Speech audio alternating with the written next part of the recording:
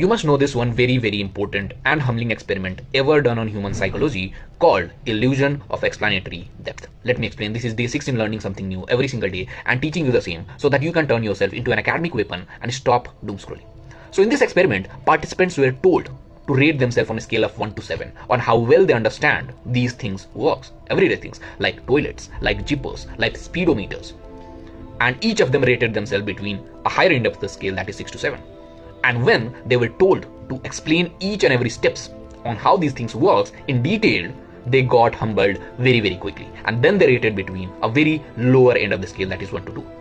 And this experiment gave us one of the very important cognitive biases that we have right now, that is called illusion of explanatory depth. We think we understand things, but in reality, we just have illusion that we understand things.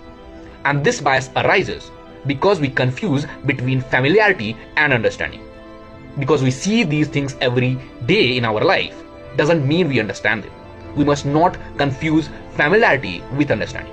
And that is the main reason why people have very strong political beliefs. That is why we sometimes neglect expert opinions, because we think we understand things, but in reality, we are just familiar with that things. We just have surface level understanding. And the cure to these biases is letting and giving you opportunity to understand things in deep.